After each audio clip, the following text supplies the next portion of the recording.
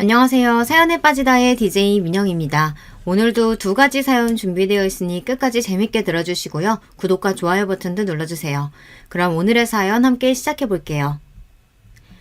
안녕하세요. 항상 사연에 빠지다를 통해 다른 분들의 사연을 즐겨 들으며 세상을 살아가는 재미를 느끼는 구독자입니다. 저 역시 이런저런 일을 겪으며 살아보니 한 번쯤 제 얘기도 해보고 싶어 사연을 보내봅니다. 저는 올해로 결혼 10년 차를 맞이한 주부입니다.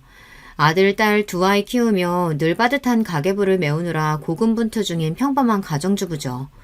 저희 남편은 조금 소심하긴 하지만 저와 저희 아이들에게 늘 최선을 다하는 성실하고 가정적인 남자입니다. 사실 저도 좀 조용하고 소심한 편이라서 큰 사건 없이 서로 부딪히지 않고 맞춰가며 살아주는 남편과는 제법 합이 잘 맞는 부부라고 생각이 듭니다. 저희 부부 성격이 이래서 저희 아이들도 또래보다 얌전한 편이라 특별한 일이 없는 한 조금 심심하긴 하지만 평온하게 살고 있어요. 아이고, 어떻게 나도 저들하고 똑같은 것들을 낳아놨는지. 난 너희 집만 오면 이게 애 키우는 집인지 절간인지 싶다. 이런 저희 식구들을 보시면 늘 저희 시어머니께서 농담처럼 하시는 말씀입니다. 시어머니께서는 남편과 성격이 정반대시거든요. 얼마나 부침성이 좋으신지 처음 보는 사람과도 금세 수십 년 지기 친구인 것처럼 깔깔대고 웃으며 이야기하시는 걸 볼 때마다 낯가림이 심한 저로서는 얼마나 신기한지 몰라요. 남편은 삼형제 중 막내입니다. 시어머니께서는 일찍 시집와 아이 셋을 낳고는 남편을 여인 후 백반집을 하시며 세 아들들을 혼자 힘으로 키워내셨습니다.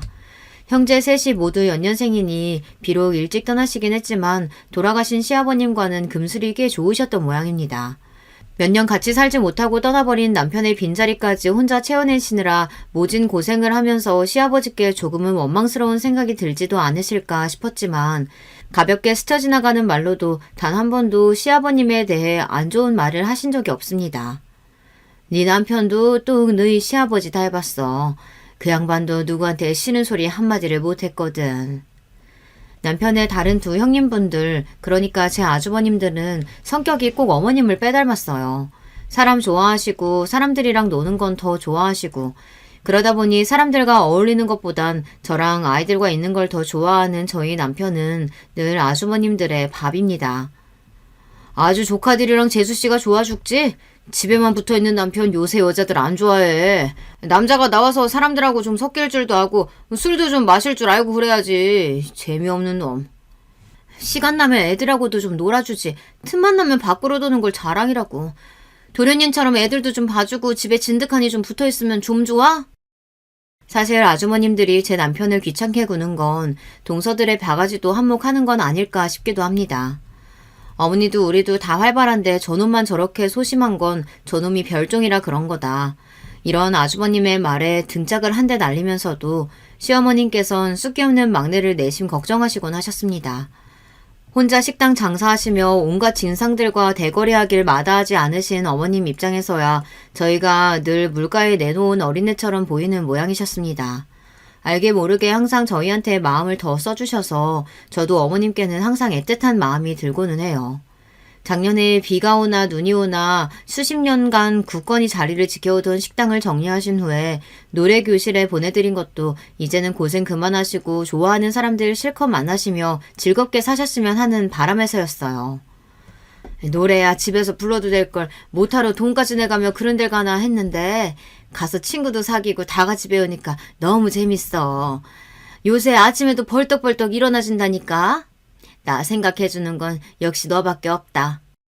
그간 본인의 인생을 전부 쏟아부었다 해도 과언이 아니었던 식당 일을 접으시고 혹여나 우울해하진 않으실까 걱정했던 마음이 다 날아갈 정도로 기분 좋은 칭찬이었습니다. 퇴직 후에 갈피를 잡지 못하시고 무기력증이나 우울감에 빠져 지내시는 분들이 많다는 이야기를 듣고 혹시나 싶은 마음에 염려했거든요. 늘 이놈의 식당 일만 죽어라 하고 지겨워 죽겠다고 욕을 달고 사셨지만 어머님의 식당에 대한 자부심은 대단했습니다. 그도 그럴 것이 남편 없이 세 아들을 번듯하게 장성하게 해준 삶의 터전이었으니까요. 어머님의 식당은 일이 고되긴 했지만 제법 장사가 잘 되는 편이었습니다. 어머니께서 손맛이 아주 좋으시거든요. 수십 년 동안 어머니의 음식 맛을 보러 오던 단골 손님들도 꽤 많았습니다. 젊을 적부터 오시던 손님이 아버지가 할아버지가 되어 자식과 손자들을 데리고 오시는 경우도 심심치 않게 볼 수 있었어요. 거기에 최근 몇 년간은 SNS상에서 백반 맛집 열풍이 불면서 입소문을 타 식당 분위기에 어울리지 않게 어린 손님들도 제법 찾아오곤 했어요. 장사가 잘 되는 거야 좋은 일이지만 그 연세에 사람도 몇 안 쓰시면서 일하시는 게 늘 마음에 걸렸습니다. 이제 자식들도 다 키우셨겠다. 좀 편하게 사셨으면 하는 마음에 식당을 정리하시는 게 어떠실까 여러 차례 권해봤지만 그럴 때마다 어머님께서는 늘 손사래를 치셨습니다. 내가 못 움직이면 또 모를까. 내 힘으로 먹고 살 수 있을 때까진 이 식당 관둘 일 없다. 사람이 일을 해야 덜 늙는 거야. 나 아직 쓸만하다. 호기스럽게 외치는 말씀에도 걱정스러운 마음을 떨치기 어려웠지만 어머님께 식당이 어떤 의미인지 너무나 잘 알고 있었기에 단호하게 그만두시라 할 수도 없는 일이었어요. 그러다 결국은 사단이 나고 말았죠. 갑작스레 병원 응급실에서 걸려온 전화에 남편과 저는 혼비박산하여 열일 제쳐두고 병원으로 뛰어 들어갔습니다. 부엌 물가에 미끄리 쥐셔서는 그대로 고꾸라져서 일어나질 못하셔서 무릎뼈에 금이 갔다고 하더라고요. 식당의 인기 고정 반찬인 깍두기를 담는 날이라 고무 대야를 나르다 순간 무릎에 힘이 훅 빠져 이사달이 났다는 겁니다. 그렇게 수십 년간 몸을 혹사했는데 당해낼 재간이 있나요? 무릎에 살짝 금간 게 달하며 병원비 많이 나온다고 몸을 일으키려는 어머님께 남편이 드물게 소리를 버럭 질렀습니다. 그동안 그렇게 말씀드렸는데 이직이 되고도 식당 하실 생각이 드세요? 병원 온 김에 싹 다 검사할 테니까 그렇게 하세요. 답지 않게 거세게 나오는 남편의 기세에 당황한 어머님께서는 결국 입원해서 얌전히 종합검진을 받으셔야 했습니다. 이번 사고로 다친 무릎은 당연하고 허리 디스크도 상당히 진행되어 있던 상황이었습니다. 사실 몸이 멀쩡하면 그게 더 이상을 노리시겠죠. 결국 이 지경이 될 때까지 고집스레 식당 일을 손에서 놓지 않으셨던 어머님께 저도 순간 원망스러운 마음이 들었습니다. 건강은 한번 잃으면 돌이키는 게 쉽지 않잖아요. 하지만 평소 모습과는 달리 잔뜩 풀이 죽은 어머님 모습을 보니 또 측은한 마음이 들었습니다. 검사를 마치고 퇴원한 어머님 댁에 온 가족이 모여들었습니다. 안건은 당연히 식당 처분에 관한 것이었죠. 삼형제 모두 더는 어머님 일하시는 곳 못 본다며 의견 일치를 보았습니다. 한참을 말이 없으시던 어머니께서는 이런 몸 상태로는 더 이상 식당 일을 하는 게 무리라고 판단하셨는지 드디어 결단을 내리셨습니다. 그래, 애초에 내가 너희들한테 짐이 되지 않으려고 아등바등 식당 일을 끌어안고 살았는데 그러다 내 몸 버리면 그게 더 자식들한테 짐이 되는 거겠지. 알았다. 식당은 이만 정리하마. 마음을 먹는데 오래 걸려서 그렇지 어머님은 평소 시원하시던 성격답게 결정을 마치고 나니 오히려 홀가분해 보이셨습니다. 그때 요리조리 어머님과 가족들 눈치를 보던 둘째 동서가 입을 뗐습니다. 어머님, 그럼 식당은 파실 생각이세요? 장사는 아직 잘 되니까 자식들 중에 이어서 하는 게 어떨까 싶은데. 내가 일은 안 해도 아직 남아있는 직원들도 있고 그 사람들 마땅한 일자리 봐줄 때까진 장사하는 시간을 줄여서라도 영업은 할 거야. 어지간히 정리되면 처분할 거고. 그래도 아예 처분한다고 생각하시지 말고 시간을 두고 천천히 생각해보시면. 생각해보면 뭐 결과가 달라지니? 애초에 가업으로 있던 식당도 아니고 자식들 다 직장 생활하는데 물려줘도 너희들 이거 못 끌고 간다. 너희 먹을 밥도 사다 먹는 애들이 이제 와서 식당 물려받겠다고 배우는 것도 갈 길이 까마득하고 내 식당이니 접는 것도 내 손으로 깔끔하게 하련다. 어머님은 단호하셨습니다. 동서들의 표정이 떨떠름하긴 했지만 저 역시 어머님의 생각에 동의했기에 말없이 고개만 끄덕끄덕 흔들었습니다. 애초에 저희가 동의를 하든 말든 그 식당은 온전한 어머님 것인데 어머님 뜻대로 결정하는 것이 맞는 일이기도 했고요. 그렇게 수십 년 어머님의 인생이 고스란히 녹아든 식당은 정리하는 것으로 결론을 보았습니다. 어머님 댁을 나서는 길에 동서들이 잠깐 이야기를 좀 하자는 통에 남편을 먼저 집으로 보내고 근처 카페로 향했습니다. 자리에 앉기 무섭게 동서들이 기다렸다는 듯이 불만을 토로하더군요. 아니 아무리 본인 식당이라지만 나중에 자식들한테 돌아갈 거 그렇게 칼같이 자르실 거 있어? 그러니까 말이에요. 형님, 어차피 직원들이 일자리 구할 때까지는 처분 안 하신다면서 그동안에라도 생각 좀 해볼 수도 있는 거지. 자식들 민망하게 그렇게 단칼에 쳐내시는 건 좀. 어머님 앞에서는 우물우물 제대로 꺼내지도 못하는 얘기를 열을 올려가며 토해내는 동서들을 보며 좀 의아해졌습니다.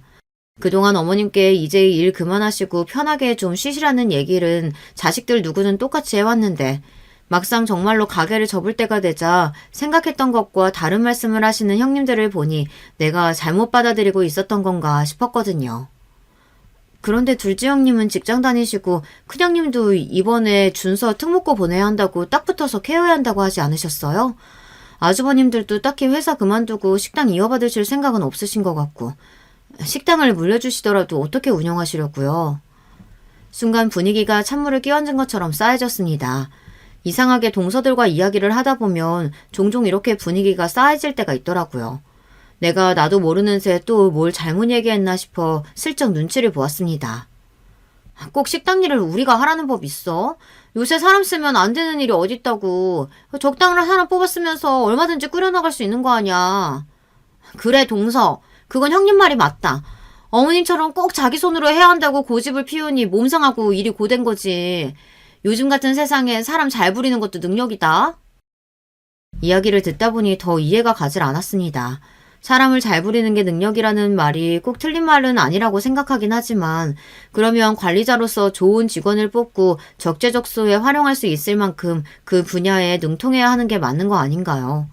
제가 알기론 형님 두 분 모두 식당과 관련된 일은 평생 해본 적도 없고 어머님 말 맞다나 저도 그렇고 형님들도 그렇고 요식업을 할 만큼 요리에 재주가 있는 편도 아니었습니다. 요즘 창업하다가 금방 망하는 식당이 얼마나 많은데요. 저희 중에 식당 경험이 있는 사람이 있는 것도 아니고 그렇게 했다간 금방 망할 것 같은데요. 또 세상 모르는 소리 한다. 그거야 창업한다고 맨 땅에 헤딩하는 사람들한테는 해당되는 얘기지. 지금 어머니 가게 단골이 몇인데 그 정도로 몇십 년 동안 만든 단골들이 얼마나 중요한 줄 알아? 아, 그게 다 돈인데. 지금까지 쌓아올린 게 있는데 아까워서 그래. 그 정도로 입소문 타려면 요즘 홍보비니 광고비니 돈이 얼마나 들어가는데 그 기반 다 마련해놓고 어머님 한 분 안 계시다고 접기엔 손해가 이만저만이 아닐 거라고. 그치만 결국 그 단골분들 다 어머님 손맛 때문에 오시는 분들이잖아요. 현실적으로 저희가 어머님 하시는 것만큼 음식 맛을 낼 수 있는 것도 아닌데 다른 분을 구한다고 해도 어머니만큼 하실 수 있는지도 알 수 없는 거고 무엇보다 당사자인 어머님께서 정리를 하고 싶어 하시는데 어머님 말씀에 따르는 게 맞는 것 같아요. 예, 눈치 없는 저도 알 수 있을 정도로 분위기가 안 좋아지는 게 느껴졌습니다. 그렇지만 어머님께서 그럴 의사도 없으신데 저희들끼리 뒤에서 사람을 써서 장사를 한 해 만에 하는 것 자체가 이치에 맞지 않는다는 생각이 들었습니다. 그리고 결국은 어머님 뜻대로 될 텐데 평소 어머님 식당에 크게 애정이 있어 보이지도 않았던 동서들이 왜 저렇게 갑자기 식당 일에 열을 올리게 되었을까 싶었죠. 결국 그날의 이야기는 그렇게 어정쩡하게 마무리가 되었습니다. 카페를 나서는 길에 앞서 나가시던 첫째 동서가 저를 돌아보시며 한마디 하셨어요. 가만 보면 동서는 안 그런 것 같으면서 은근히 할 말 다 하더라. 아, 예. 제가 말주변은 없어도 해야 할 때에 해야 할 말은 꼭 해야 하지 않을까 싶어서요. 어이없어하는 첫째 동서의 표정을 보니 머쓱해졌지만 어쩌겠나요. 말주변이 없더라도 꼭 필요한 말을 안 하고 살면 저도 제 주변 사람들도 결국 손해를 보게 될 텐데요. 또 미운 털이 박히겠네 씁쓸한 기분을 느끼며 집으로 돌아갔습니다. 어머님은 본인이 내뱉은 말은 무슨 일이 있어도 반드시 지키는 분이셨어요. 저희들과 단단히 약속한 대로 물리적인 일은 하지 않으셨지만 식당 직원들의 새 일자리를 연계해주는 일부터 시작해 식당을 정리하는 모든 전반의 일이 어머님 손을 거치지 않은 것이 없었습니다. 한번 마음먹으면 물소처럼 달려나가는 추진력의 소유자답게 식당은 당초 예상한 기간보다도 짧은 시간에 정리되었습니다. 식당 일을 완전히 정리한 어머님은 시원섭섭해 보이셨어요. 당신의 평생을 쏟아부은 곳이니 얼마나 많은 생각이 드셨을지는 말하지 않으셔도 알 것 같았습니다. 그러나 이내 씩씩하게 기운을 차리신 어머님은 제가 앞서 말씀드렸던 노래교실 이외에도 꽃꽂이며 시낭송 동호회며 그간 누리지 못한 문화생활을 마음껏 누리시며 활기차게 의욕적인 생활을 이어나가셨습니다. 저는 그런 어머님의 그 어느 때보다 밝은 모습을 보며 한시름 놓게 되었지만 동서들의 생각은 또 다른 모양이었습니다. 저번에 식당을 처분하는 일로 갈등이라고 하기에도 민망한 의견 차이를 겪은 후로 형님 두 분이 제가 모르는 이야기를 따로 하시는 일이 잦아진 것 같았습니다. 올 초 어머님 생신을 기념하기 위해 대가족이 북적북적하게 어머님 댁으로 모여들었어요. 간만에 빠진 식구 하나 없이 모두 참석한 자리에 어머님 표정도 흡족해 보이셨어요. 사실 저희가 바쁜 것도 바쁜 거지만 식당을 정리한 이래 식당을 하실 때만큼이나 활기차게 지내시는 어머님이 시간 내기가 더 어려우셨죠. 식사를 마치고 아이들은 간만에 만난 사촌들끼리 투닥투닥 장난을 치며 마당으로 나가 저희들끼리 어울려 놀기 시작했어요. 하하, 우리 엄마 새끼들 다 모였다고 좋으신가 보네. 사람 좋은 웃음을 터뜨리는 큰 아주버님의 옆구리를 큰 동서가 쿡 찔렀습니다. 동서의 눈치를 살피던 아주버님이 자세를 고쳐앉고 말씀을 꺼내셨죠. 어머님, 뭐냐 안 하던 어머니 소리를 하고. 다름이 아니라 드릴 말씀이 있어서요. 뭔데 이렇게 분위기를 잡는데? 그래, 어디 한번 해봐라. 어머니 건강하실 때 유산 정리를 좀 해두면 어떨까 싶어서요. 순간 분위기가 순식간에 굳어졌습니다. 어머님이 눈을 가늘게 뜨고 큰 아주버님을 바라보셨어요. 다른 뜻이 있어서가 아니고 작년에 식당 정리하면서 우리끼리 든 생각인데 갑자기 큰일 닥쳤을 때 우왕좌왕할 게 아니라 정리할 게 있으면 미리미리 해두는 게 좋을 것 같아서요. 생각지도 못하게 유산에 대한 주제가 등장하자 조금 당혹스러운 기분이 들었습니다. 사실 가볍게 접근하기엔 어려운 문제이기도 하잖아요. 생신이라고 모인 건데 혹시나 어머님 심기가 상하신 건 아닌가 싶어 슬쩍 어머님을 쳐다보았습니다. 어머님께서는 어디 더 들어보자는 표정으로 팔짱을 끼고 고개를 까딱하셨습니다. 반응이 그리 나쁘지 않다고 생각했는지 큰 아주버님께서 말을 이어나갔습니다. 우리야 그럴 일은 없겠지만 부모님 유산 때문에 싸우고 갈라지는 형제 사이가 얼마나 많아요. 부모님도 당신 재산 때문에 그렇게 자식들 사이가 엉망진창 되면 또 얼마나 가슴이 아프실 거고. 그러니까 부모님 성하실 때 부모님 뜻에 따라 정리할 걸 미리 정해두면 나중에 서로 갈등의 소지도 없고 당황스러운 일도 없을 테니까 얼마나 평화롭고 좋아요. 저희 부부는 처음 듣는 이야기였지만 두 집끼리는 이미 얘기가 된 부분인지 큰동서와 둘째 동서가 시선을 주고받는 것이 보였습니다. 요새 두 분이 붙어 하시던 이야기가 이건가 보다. 큰 아주버님 말씀을 듣고 보니 아주 일리가 없는 이야기는 아니라고 생각이 들어 가만히 이야기를 들어보자 마음먹었습니다. 이내 둘째 아주버님이 말을 이었습니다. 그래, 사실 진작에 한번 말이 나오긴 했어야 할 일이었어. 요즘 같은 세상에 이게 꺼려할 얘기도 아니고 왜 부모님 상조도 미리 만들어두면 부모님 더 오래 사신다는 얘기도 있잖아요. 서로 얼굴 붉힐 일 없이 미래 얘기를 충분하게 해서 정리를 해두면 좋지. 총대는 형님 두 분이 매셨지만 딱 보기에도 모양새가 동서 두 분이 부축인 것 같긴 했습니다. 이왕이면 이런 이야기가 나올 거라는 정도는 미리 해주셨으면 좋았을 걸 싶었지만 저보다는 두 분이 쿵짝이 더 잘 맞는 편이시니 그럴만도 하지 하며 대수롭지 않게 넘겼습니다. 가만히 아주머님들이 하시는 말씀을 듣기만 하던 어머님께서 이윽고 입을 여셨습니다. 그래, 뭐 못할 얘기도 아니지. 니들 입장에서 궁금하기도 할 거야. 근데 말이다. 니들 너무 당연하게 재산 물려받을 거라고 생각하는 거 아니냐? 순간 두 동서 내외가 동시에 멈칫했습니다. 이때까지 이야기가 오갈 동안 입도 뻥끗하지 않던 첫째 동서가 벼랑 건 목소리를 높였습니다. 어머니!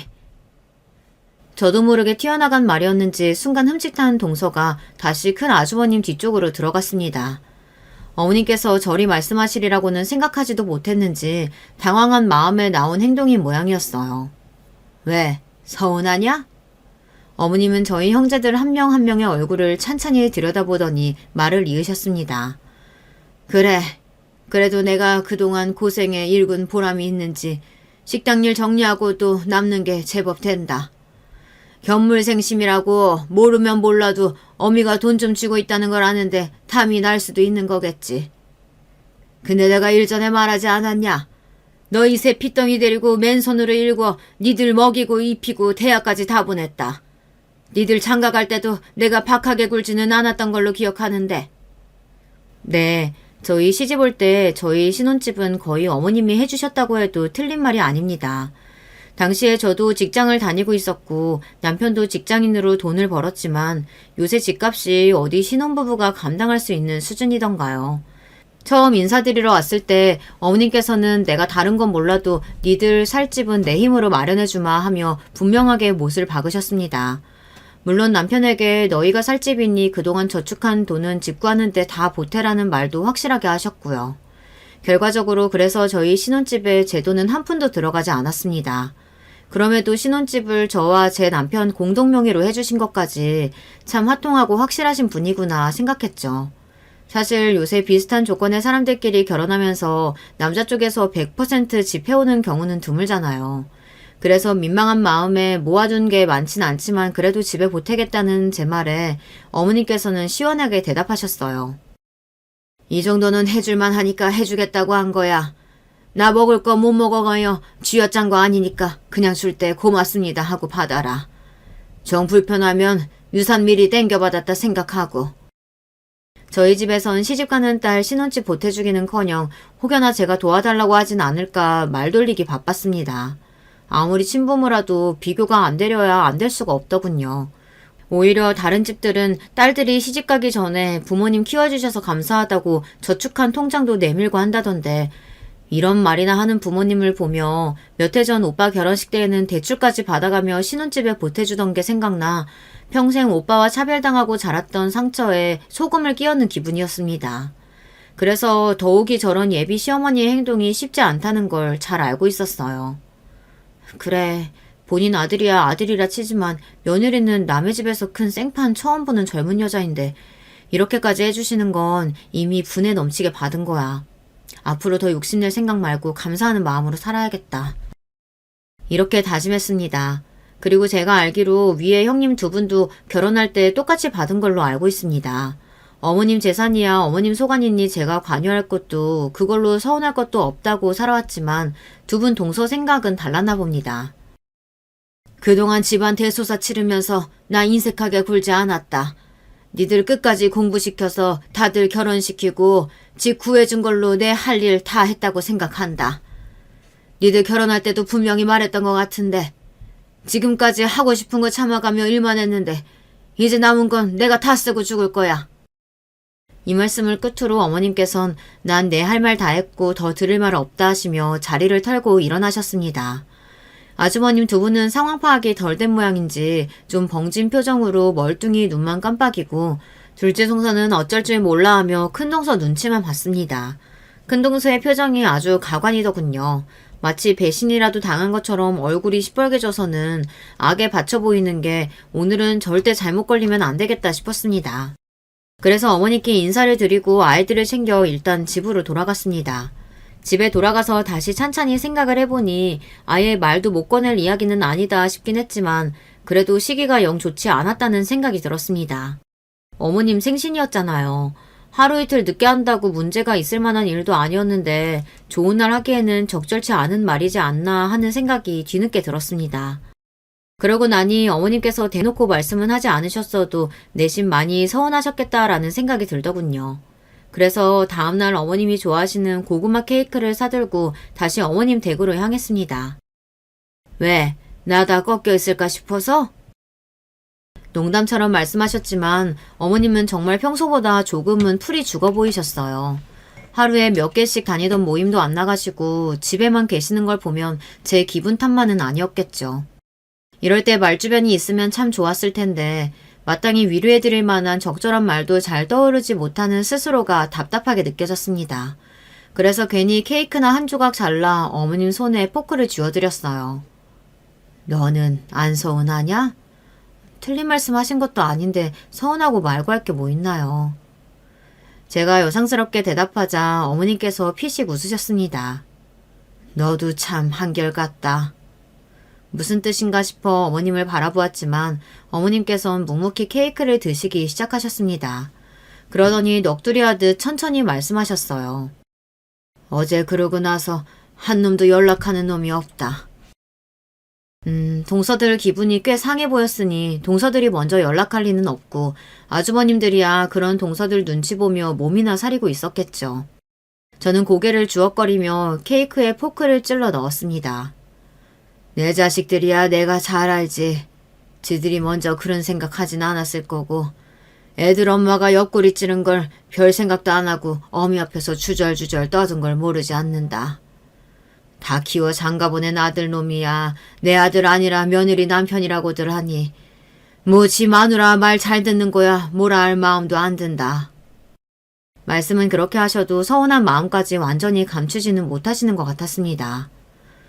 이들 내외도 그 자리에서 처음 들은 얘기지? 네, 그럴 줄 알았다. 또 저들끼리 작당을 한 거겠지. 그러니 너도 순둥순둥하게만 굴지 말고 좀 대거리도 하고 그러라고 평소에 그렇게 얘기를 해도 맨날 괴롭혀도 티도 안 내고 당해주지 마. 내가 언제 괴롭힘을 당했지 의아했지만 어머님 마음이 풀리시는 게 먼저이니 하시는 말씀을 가만히 듣고만 있었습니다. 그래도 이런저런 얘기를 털어내고 나니 기분이 한결 나아지셨는지 이내 평소에 밝은 표정을 되찾으신 어머니께서 간만에 실력 발휘를 해보겠다며 팔을 걷어붙이신 통에 저녁까지 잔뜩 얻어먹고 부른 배를 쥐고 집으로 돌아왔습니다. 그리고 2주나 지났을까요? 삼형제 내외에게 급작스럽게 어머님의 호출이 떨어졌습니다. 어머님 생신 때 있었던 소동 아닌 소동 후에 가족이 다 모이는 건 처음인지라 무슨 일인가 싶었어요. 하지만 아무 말 말고 일단 오라는 어머님 말씀에 남편과 어머님 댁으로 향했습니다. 굳은 표정으로 저희를 맞이하시는 어머님을 보고 무슨 일이 생긴 건지 불안했지만 다들 모이면 이야기하자고 단호히 말씀하시는 어머님께 더 묻지 못하고 형님 내외를 기다렸습니다. 째깍째깍 초침 넘어가는 소리만 들리는 거실에서 시계만 초조하게 바라보며 1시간은 기다렸을까. 첫째와 둘째 형님 내외가 동시에 도착했습니다. 아무래도 서로 연락을 해서 온 모양이었어요. 생신 이후 형님들 내외와 어머님은 처음 뵙는 거니 어색한 기류가 흘렀지만 다들 이내 자리를 잡고 어머님의 입이 열리기만을 기다렸습니다. 어머님은 다들 자리를 잡은 후에도 잠시 침묵하시더니 이내 정적을 깨고 말씀하셨습니다. 내가 암이란다. 이게 무슨 소리지? 순간 돌맞은 기분이었습니다. 주변 공기가 순식간에 얼어붙는 것 같았습니다. 내가 아는 그 암 말하는 거 맞나? 제대로 정신을 못 차리고 있는 와중 옆에 있던 남편이 물었습니다. 암이요? 무슨 암? 위암 말기란다. 굳은 표정이었지만 대수롭지 않게 하시는 말씀이 비현실적으로 느껴졌습니다. 저는 이윽고 정신을 차리고 더듬거리며 물었습니다. 아니요, 어머님 갑자기 무슨... 얼마 전에 배웠을 때만 해도 그런 말씀은 없으셨잖아요. 작년에 종합검진 했을 때도 말짱했는데 갑자기 암이라니 이게 무슨... 최근에 속쓰림이 심해져서 병원 갔는데 큰 병원 가야 한다고 하더라고. 나도 그저 위험이겠거니 했지. 정밀 검사했고 암이 맞단다. 멍하니 대화를 듣기만 하던 아주머님들의 표정이 일그러졌습니다. 순식간에 울상이 되어버린 제 남편들 옆에 동서들도 많이 당황한 눈치였어요. 엄마 치료는? 치료는 할 수 있다지? 수술해야 한대? 얘기 좀 해봐. 큰 아주버님이 울먹이며 속사포처럼 말을 쏟아내기 시작했습니다. 그런 큰 아주버님을 담담히 바라보던 어머님은 침착하게 할 말을 이어가셨습니다. 더 할 수 있는 게 없단다. 그 말에 아들 삼형제의 고개가 푹 수그러들었습니다. 남편의 어깨가 들썩이는 걸 보며 저도 눈물이 눈앞을 흐리기 시작했습니다. 꽉 쥔 남편의 주먹을 감싸잡으며 저는 말했습니다. 어머님, 저랑 병원 다시 가세요. 왜 진작 말씀을 안 하시고 같이 갔으면 좋았잖아요. 저랑 다시 다른 병원 가서 다시 검사 받아요. 그러고 다시 얘기해요, 우리.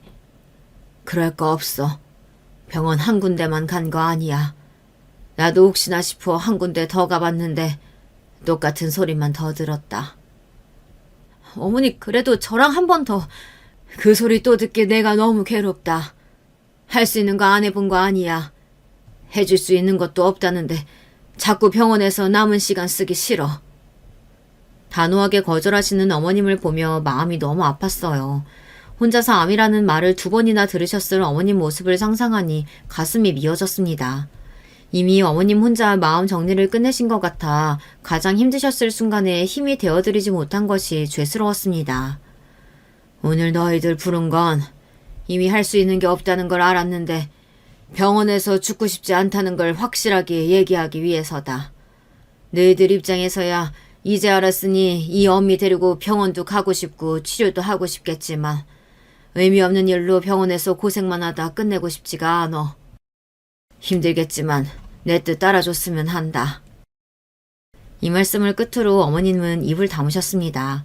더 설득하고 싶은 마음이 굴뚝 같았지만 아직 상황을 제대로 받아들이지도 못했는데 가뜩이나 말재주 없는 제가 말로 어머니께 생채기를 더 내드리진 않을지 염려스러워 말을 꺼내기가 어려웠어요.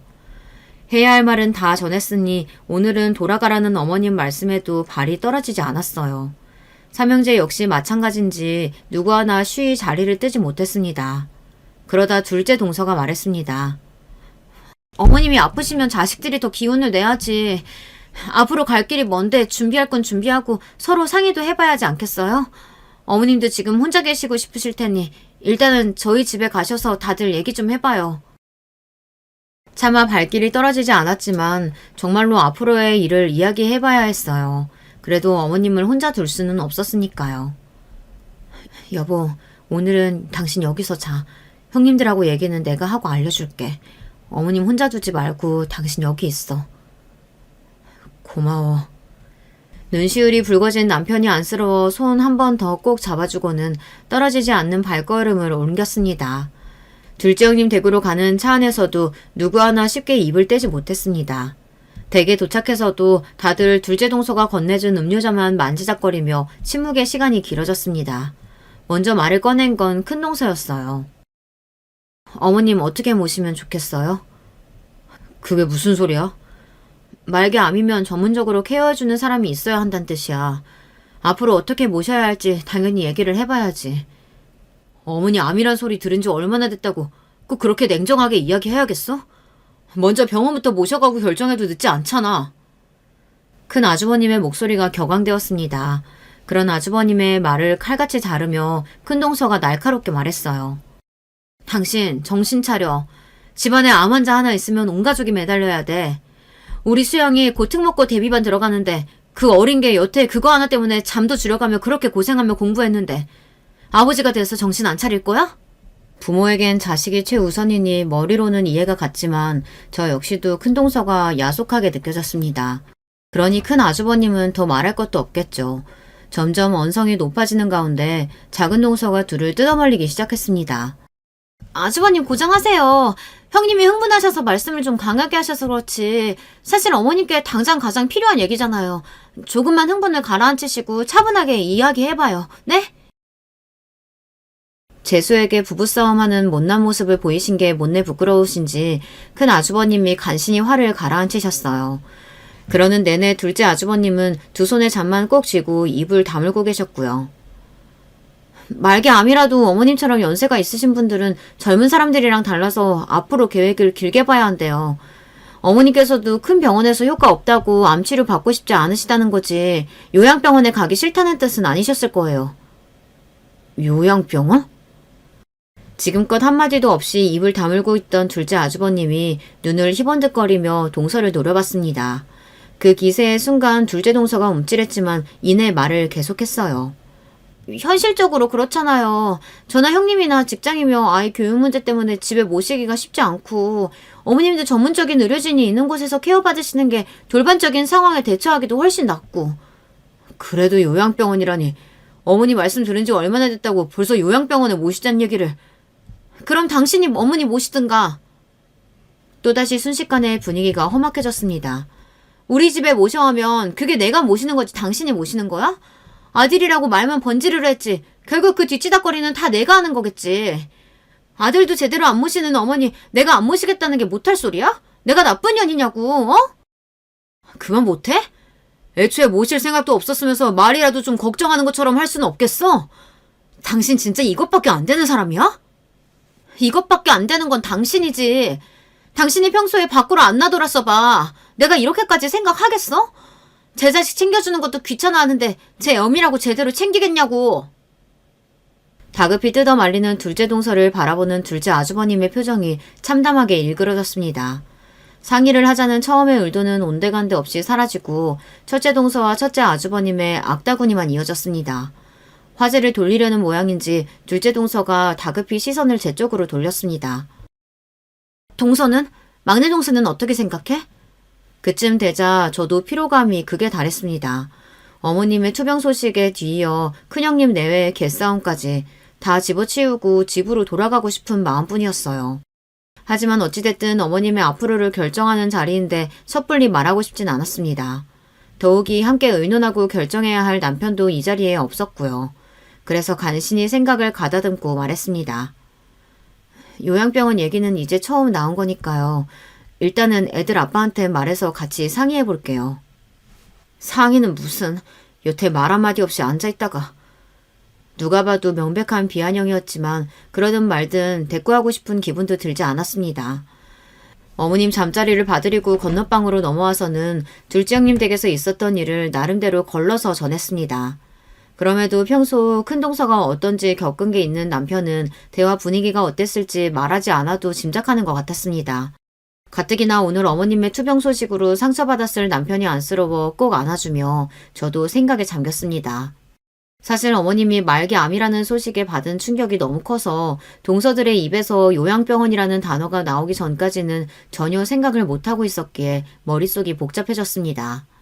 앞으로의 일을 생각하면 어머님께 전문적인 의료진의 도움이 필요하다는 데에는 동의했지만 요양병원에 모시자는 것은 솔직히 걱정스러웠어요. 아무리 병원 시설이 잘 되어 있다고 해도 병원은 병원이니까요.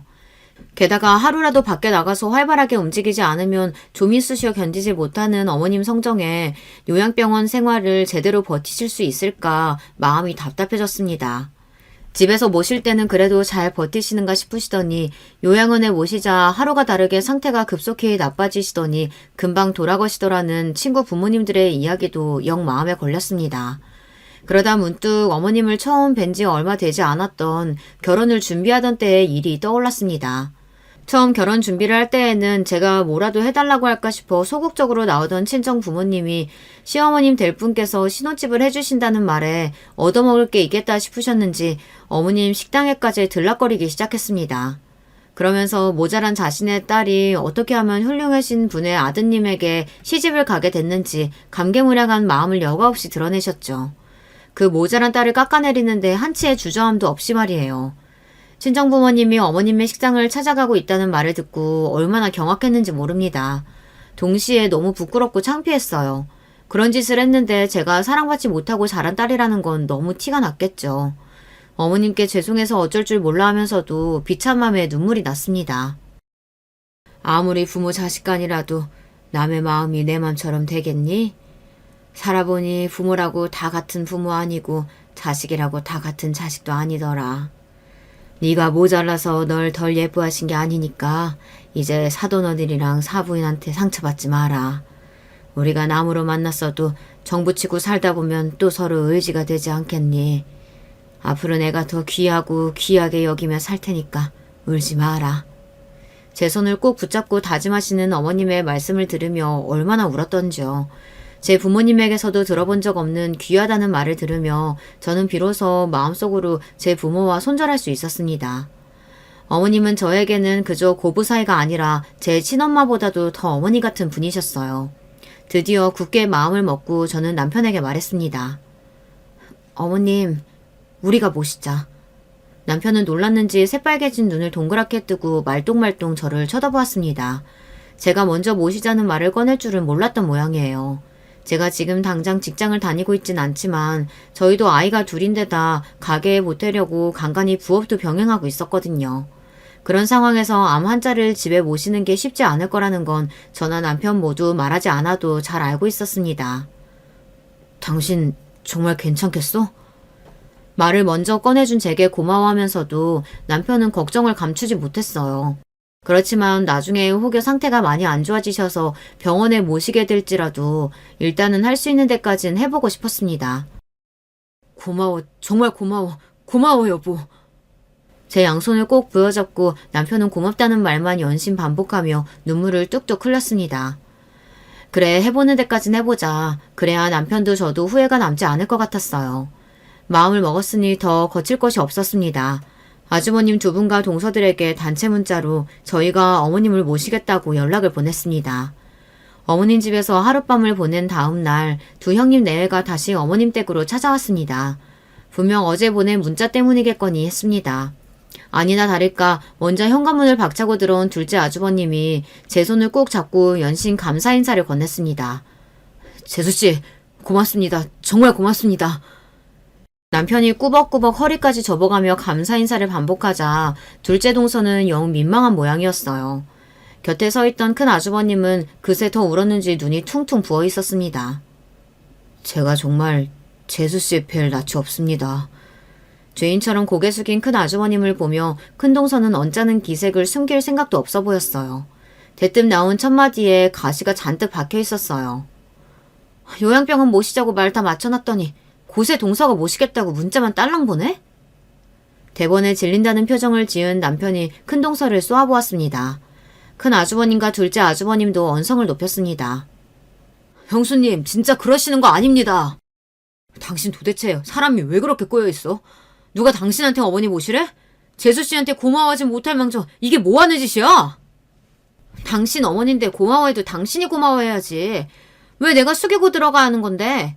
동수야, 집에서 팔자 좋게 놀고 있으니까 그럴 여유 있는지 몰라도 난 우리 애 학원 픽업하고 뒷바라지 하는 것만으로도 벅차. 애 교육은 죄다 나한테 맡겨놨으면서 뭐 아는 게 있기는 해?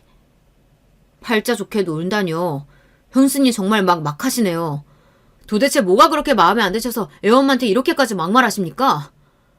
좀처럼 언성을 높이는 일이 없는 저희 남편까지 화를 참지 못하자 첫째 동서의 기세도 주춤하는 듯 했습니다. 그러나 이내 화살은 다시 저에게 돌아왔어요. 손이 사람이 그렇게 알아듣게 말했으면 고분고분 따를 줄도 알아야지. 너 예전부터 마음에 안 들었어. 너만 좋은 사람이야? 우리가 뭐 나쁜 마음 먹고 어머니 요양병원 보내자고 한 것도 아니고 지도 요양병원으로 보내면 편하고 좀 좋아? 기껏 생각해서 얘기해줬더니 건방지게 문자나 떨렁 보내고 네가 그렇게 좋은 사람이야? 재수없게 아주 세상 착한 척은 혼자 다 하고 있어. 당신 정말 미쳤어? 첫째 아주버님의 목소리가 경악으로 가득 차 있었습니다.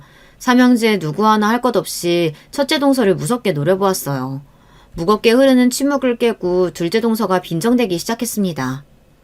아니 근데 동서가 좀 하는 짓이 밉살스럽긴 하지. 모질 생각이 있는 거였으면 어제 모였을 때 바로 얘기했으면 우리도 요양병원 얘기까지는 안 꺼냈을 거 아니야. 무슨 말 같지도 않은 소리를. 아니 그렇잖아. 형님이랑 내가 요양병원 얘기까지 꺼냈는데 대뜸 자기가 어머니 모시겠다고 하면 우리 입장이 뭐가 돼. 자기는 아픈 어머니 모시는 효부고 우리는 세상 못돼 처먹은 며느리야. 그만 좀 해. 어머니 계신 집에서 도대체 이게 뭐하는 짓이야? 그때였습니다. 줄곧 방 안에 계시던 어머니께서 문을 쾅 열어젖히고는 맹렬한 기세로 뛰쳐나오셨어요. 오냐, 내가 곧 죽어도 니들 집으로 갈 일은 없을 테니까 걱정들 하지 마라. 노기를 뗀 눈이 동서들을 쏘아보았습니다. 그 기세에 고삐 풀린 망아지처럼 날뛰던 동서들도 바짝 쪼그라들었죠. 유산이 어쩌니 저쩌니 떠들어대더니 시엠이 아프다니 얼른 갖다 버리지 못해서 아주 안달들이 났구나. 그런데 어쩌냐. 내 전 재산은 몽땅 수환이 애미 주련다. 갑자기 생각지도 않았던 유산 이야기가 튀어나오자 이게 무슨 영문인지 몰라 그 자리에 있던 자식들 눈이 죄 동그랗게 띄었습니다. 그러든지 말든지 어머님께선 더욱 충격적인 발언을 내뱉듯이 토해내셨습니다. 나 암 안 걸렸다. 이게 대체 무슨 소리인가요? 미처 상황을 파악하기도 전에 분에 못 이긴 어머니께서 따발총처럼 거침없이 말을 쏟아내셨어요. 자식놈들이 죽은 날도 안 받아놓은 어미 유산 얘기 꺼내기에 친구들한테 얘기했더니 이놈들이 진짜 유산 받을 자격이 있는 놈들인지 아닌지 확인해보라고 하더라. 내가 쌍수 들고 환영까지는 바라지도 않았다마는 돈 있을 때는 앞에서 살살거리더니 유산 안 준다고 바로 팽하는 놈들한테까지 내 재산 떼어줄 생각 없다. 벼락 같은 외침에 정신이 쏙 빠지는 것 같았습니다. 이윽 후 서서히 정신을 차리면서 가장 먼저 든 생각은 그럼 우리 어머니 암이 아니라는 거야 이거였죠. 다행이라는 생각에 설핏 웃음이 나면서도 어제부터 받은 스트레스에 서운함까지 쌓여 그만 눈물이 펑 쏟아지고 말았습니다. 어머니 아무리 그래도 그렇지 어떻게 그런 걸로 거짓말을 하세요? 제가 먼저 엉엉 울어버리자 이 황당하고 충격적인 사태에 대해 정작 어머님의 세 아들들은 제대로 화도 내지 못했습니다. 어머님 역시 저와 아들들 앞에서 민망하신지 겸용적인 표정을 감추지 못하셨습니다. 지켜보던 두 동서들의 낯빛은 하얗다 못해 시퍼렇게 질려가기 시작했어요. 어머님, 아니, 그게 아니고. 민망함에 몸둘바 올라하며 쩔쩔매는 둘째 동서와 달리 큰 동서는 변명을 할 생각조차 못하는 듯 했습니다. 하기야 그 폐악을 부려놨으니 입이 10개라도 할 말이 없겠죠. 순간 큰 동서의 얼굴이 시뻘겋게 달아오르더니 이내 혼자서 어머님 댁을 박차고 나가버렸습니다. 거실에는 목 놓아 엉엉 우는 제 울음소리와 간간히 삼형제의 훌쩍이는 소리만 났습니다. 총극도 이런 총극이 없었죠. 그리고 나서는 그 이후로 큰 동서는 어머님 댁에 코빼기도 비치지 않고 있어요. 작은 동서는 혹여 어머님 마음이 풀리면 자기도 유산 한 귀퉁이라도 받아낼 수 있지 않을까 하는 생각이 들었는지 뒤늦게 어머님께 입안에 혀처럼 굴려고 들었지만 저희 어머님이 그 꼴을 두고 보실 분인가요. 단박에 어머님 댁에서 쫓겨난 후로는 눈치만 살피고 있습니다. 그리고 저는 어머님께 아파트 한 채를 받았습니다. 그날 유산을 다 제게 주시겠다고 하신 게 홧김에 하신 말씀이신 줄 알았는데 실컷 울어제끼고 난 저에게 미안하다 하시며 대뜸 노후자금으로 마련해둔 아파트를 제 명의로 돌려주시겠다는 말씀을 하셨어요. 아직 어머님께서 목숨을 담보로 거짓말하신 것에 대해 분이 풀리지 않았던 저는 그거 진짜 받았다간 제 꼴이 우스워진다며 퉁명스레 대꾸했지만 네 꼴 아무리 우스워져봤자 지금 내 꼴보다 더 우습겠냐? 그렇게 말씀하시며 다음날로 당장 세무사를 깨고 명의 변경을 진행하셨습니다. 세상에 이런 일이 다 있나 아직도 얼떨떨한 기분입니다. 그리하여 저희 어머님께서는 여전히 활기차게 왕성한 취미활동을 즐기시며 재미있게 살고 계십니다. 저희 어머님이시지만 정말 종잡을 수가 없는 분이에요. 다시 생각해도 정말 황당무계하기 이를 데가 없지만 그래도 아프시지 않는다는 게 그렇게 다행스러울 수가 없습니다. 살다 보니 정말 별일이 다 있네요. 그래도 어머님 덕에 지루할 줄 모르고 삽니다. 황당한 저의 얘기 들어주셔서 감사해요. 여러분, 두 번째 사연 시작하기 전에 좋아요, 구독 꼭 눌러주실 거죠? 그럼 두 번째 사연 바로 시작합니다. 안녕하세요. 저는 경기도 고양시에 거주하고 있는 40대 남자입니다. 직업 특성상 저는 운전할 일이 엄청 잦은데요. 일할 때 차에서 사연에 빠지다 채널을 틀어놓으면 사연에 저도 모르게 몰입되면서 운전하는 길이 지루하지 않게 돼요. 오늘은 제가 직접 경험담을 나눠보고자 합니다. 제 나이 딱 30살이 됐을 때 만난 인연이 있었어요. 저보다 한 살 아래에 29이었던 그녀는 수수한 인상 소유자여서 처음부터 느낌이 좋았습니다. 수더분하고 단정해 보였고 무엇보다 사람에게서 풍기는 느낌이 되게 다정다감하더라고요. 오빠, 내가 성인 되고 나서 연애를 딱 2번 해봤다? 근데 그 2번이 나한테 안 좋은 기억을 심어줬어. 왜냐면 2번 다 상대방이 날 두고 바람을 폈거든. 그러다 보니까 혹시 나한테 문제가 있나 이런 생각까지 드는 거 있지.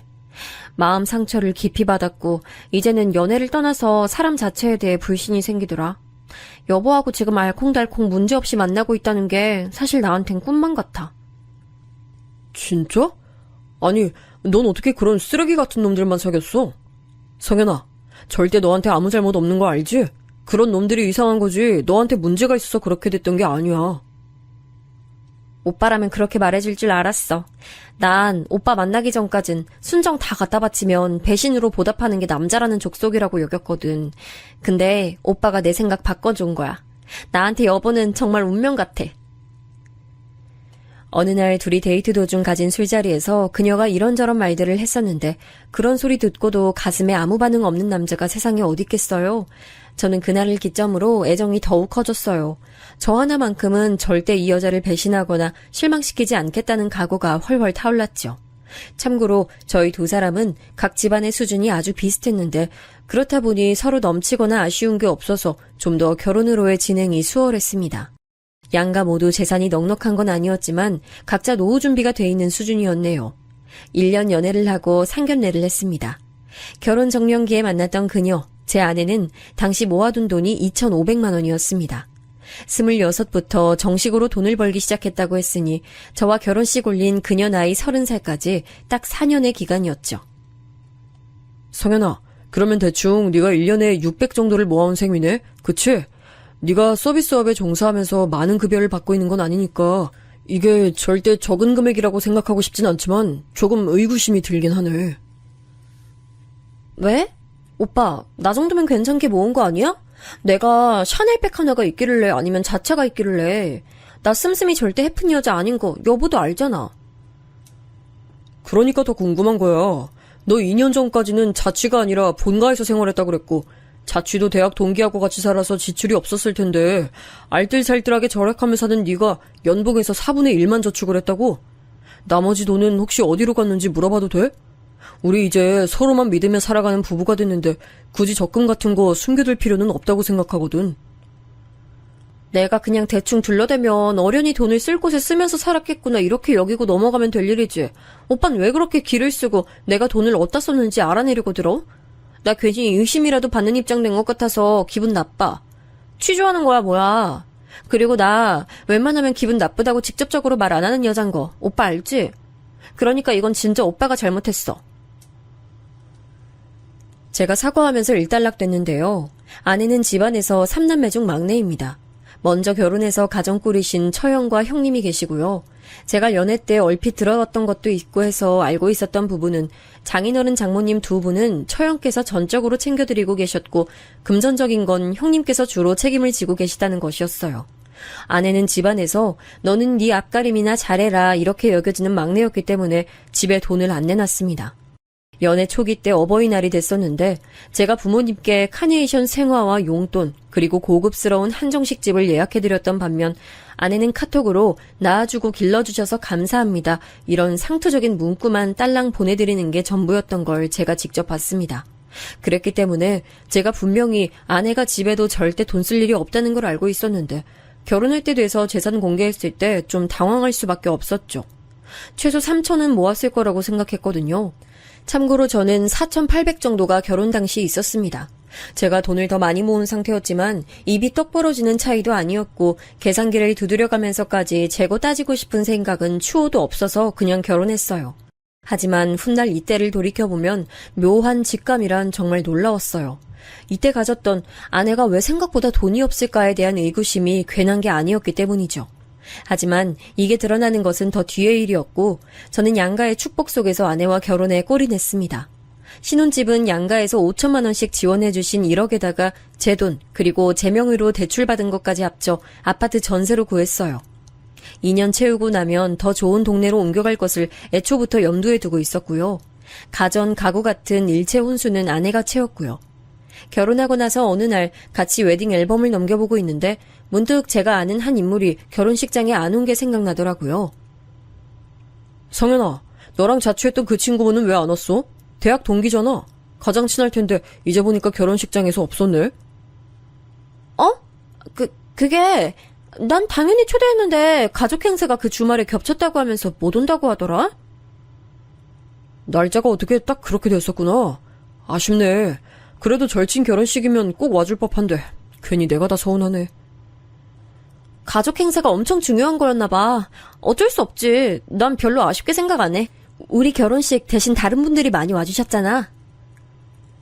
아내 말처럼 결혼식장엔 하객들이 아쉽지 않게 왔습니다만 거의 다 장모님의 교회 인맥이었어요. 그리고 제가 기억하는 한 아내의 또래 하객들은 신부 측에 거의 보이지 않았고요. 그냥 그러려니 넘겼습니다. 아내는 서비스직에 종사했어요. 제법 외향적이었기에 사람 성격이나 인간관계에 문제가 있을 거란 생각은 해본 적도 없었네요. 매장직은 대부분 아시겠지만 오픈과 마감 교대 근무입니다. 그래서 아내는 이른 오전에 나갈 때도 있었고 점심 이후에 나갈 때도 있었어요. 그리고 주말 이틀 연속 다 쉬는 건 드문 일이었죠. 아무래도 주말에 장사가 더 잘 되는 매장 특수성이 있으니까요. 그래서 저희 부부는 결혼하고 주말에 어떻게 지냈는가 하면 아내가 오픈 업무면 퇴근하고 나서 저녁 외식을 했고요. 마감 업무면 이른 시각에 아침 겸 점심 외식을 했습니다. 이렇듯 저희만의 방식을 만들어 즐겁게 잘 지냈어요. 근데 어느 날 아내가 그러더라고요. 여보, 나 매장 일이 앞으로 너무 바빠져서 출근 전후 모두 시간을 내기 어려울 것 같아. 뭐? 주말에 그 정도로 바쁘다고? 그러면 돈을 더 받아야 되는 거 아니야? 연장수당, 추가수당 뭐 이런 거 당연히 있지? 여보, 내가 무슨 대기업 다니는 줄 알아? 그냥 주먹구구식이야. 그런 게 어딨어. 매장 바쁘다 하면 군말 않고 더 나가서 일하는 거지. 동네 구멍가게도 아니고 번듯한 대형 쇼핑몰에 입점한 곳인데 그럴 수가 있나 싶었네요. 근데 아내가 단호하게 딱 자르니까 제가 말을 더 얹진 못했고요. 전혀 이상하다고 못 느꼈네요. 아내가 너무 바빠졌는데 돈도 제대로 못 받는 것 같아 다만 속상할 뿐이었죠. 제가 더욱 잘하고자 마음먹어서 집안 청소도 제때 잘해놨고 특히 쓰레기 분리수거 이런 것들은 매번 제가 담당해서 밖에 버렸습니다. 그러다 보니 꼬박 들락날락하게 됐는데 그러면서 아파트 소식통인 5층 아주머니와 안면이 생긴다거나 바로 윗집에 사는 남자와 엘리베이터를 같이 탄다거나 하는 경우가 생겼죠. 윗집에 사는 남자는 액면가로 봐도 저보다 최소 67살은 많아 보였는데 유심히 보게 된 이유는 그쪽에서 자꾸 저를 먼저 쳐다봤어요. 저를 응시하니까 멋쩍은 제가 무슨 말이라도 늘 꺼냈죠. 아, 안녕하세요. 일교차가 있어서 저녁엔 좀 쌀쌀하네요. 쓰레기 버리러 나올 때도 이제 반바지는 입지 말까 싶네요. 네, 그렇군요. 그런데 그럴 때마다 단답으로 받아쳐서 민망했습니다. 어느 날은 제가 아내하고 밥을 먹다가 그 얘기를 꺼냈어요. 당신 우리 윗집 남자 있잖아. 왜 결혼 못하고 사는지 알 것 같더라. 사람이 너무 부침성이 없어. 결혼을 못하다니? 아니야. 그 사람 이혼해서 혼자 사는 거야. 뭐? 이혼남이었어? 아, 그랬구나. 처음 알았네. 근데 당신은 그걸 어떻게 알았어? 글쎄? 그냥 오다가다 엘리베이터나 그런 데서 주워들었나 봐. 소식에 밝고 입 가벼우신 분들 여기 꽤 있잖아. 아내가 깜짝 놀라는 반응을 보였는데 저는 그 변명이 그럴싸하게 들려서 그냥 넘겼어요. 솔직히 아무 생각도 못했네요. 아내의 근무 시간이 자꾸만 들쑥날쑥해져도 저를 여보라고 부르기 시작했었으면서 갑자기 여보라고 가끔 불러대도 저하고 같이 외출해서 노는 걸 언제부터인가 귀찮아하는 눈치를 보여도 저는 이런 것들을 두고서 결코 의심으로 연결해 본 적이 없었어요. 다만 사람의 직감이라는 게 정말 있는지 가끔씩 의미 모를 불안 같은 게 넘실거렸습니다. 너무 깊숙이 잠겨 있었기 때문에 고요했던 그게 수면 위로 드러나는 날이 불행히도 오고 말았죠. 여보, 나 출근할게. 오늘도 바쁠 예정이라서 일찍 나가야 될 것 같아. 냉장고에 반찬 있으니까 알아서 밥 잘 챙겨 먹고 놀고 있어. 뭐? 벌써 출근해? 밥이야 뭐 내가 알아서 챙겨 먹으면 그만인데 날씨 좋은 일요일 아침을 당신하고 함께 못 즐겨서 그게 아쉽다. 오늘은 꼭 제때 퇴근하고 집에 와. 요즘 날씨 너무 좋으니까 저녁에 산책이라도 같이 나가자. 그래, 알았어. 근데 혹시 늦어질 수도 있으니까 너무 기대하지 마. 주말 아침에 제가 눈을 뜬 지 얼마 되지도 않았는데 아내가 벌써 출근을 하더라고요. 여유롭게 가지 텔레비전 앞에서 라면이라도 끓여 먹으면 좋을 것을 전혀 그런 것도 없이 휙 나가버리는 바쁜 아내를 보며 씁쓸했습니다. 혼자 밥을 차려 먹는 것도 귀찮고 재미가 없어서 냉동실에 얼려놨던 식빵이나 꺼내 데워 먹었죠. 영화 채널에서 틀어주는 영화나 한 편 봐야겠다 싶었을 때 문득 입이 심심해져서 편의점에 갈 생각을 하게 됐어요. 아파트 앞에 있는 편의점에선 아이스크림 행사를 거의 매일 했는데 2개를 사면 1개가 딸려오는 거였습니다. 그래서 그때 지갑을 챙기며 미리 생각했죠. 아이스크림을 제가 좋아하는 맛 1개, 아내가 좋아하는 맛 2개 이렇게 살 계산을 한 거예요. 은근히 그런 사소한 것에서 아내를 챙기는 사람이었던 것 같네요. 한치 앞에 일을 모른 채로 저는 휴대폰과 지갑만 챙겨 나섰습니다. 그런데 현관문을 딱 열자마자 동시에 위층에서도 현관문이 벌컥 열리는 소리가 났어요. 굉장히 공교로운 일치라고 느낀 것도 잠시 엄청 빠른 발소리가 들려왔습니다. 다급한 발소리를 내며 누군가 위층에서 내려오고 있었는데 홀린 듯이 소리가 나는 계단을 쳐다보고 있다가 깜짝 놀랐어요. 마치 뭔가에 쫓기는 것처럼 다급하게 계단을 내려온 사람은 제 아내였기 때문입니다. 넋이 나가서 무의식적으로 제가 중얼거렸죠. 당신이 지금 왜 거기서 내려와? 당신 출근은? 여보, 나 좀 살려줘. 나 지금 무서워 죽을 것 같아. 제발 나 좀 도와줘. 다급히 내려온 아내가 저를 발견하고는 부릅뜬 눈으로 다가와 제 팔을 꽉 붙잡았습니다. 완전히 겁에 질려 있는 사람 모습이었어요. 어리둥절함과 동시에 아내가 무슨 봉변이라도 당한 것 같다는 불안감에 휩싸였죠.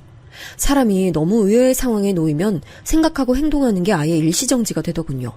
이 상황 자체가 너무 믿기 힘들어 아내를 훑어봤는데 단화의 뒤축을 꺾어 신었더라고요. 제대로 신지도 못할 만큼 긴박한 상황이었다는 거겠죠. 대체 무슨 일이야? 당신 윗집에서 나온 거 맞지? 지금 거기서 내려온 거지? 맞아. 여보, 윗집 그 남자가 지금 나를 해치려고 해. 넋이 나간 아내가 입술을 파르르 떨며 대답했어요. 그러더니 두 손으로 자기 머리를 감싸주며 흐느끼더군요. 이런 아내의 모습은 처음이었죠. 이상한 예감에 직면했고 저희 집 현관 신발장 서랍을 얼른 뒤져 혹시 모르니 호신용으로 십자 드라이버를 챙겼습니다. 본능적으로 그렇게 행동하기까지 5초도 안 걸렸네요.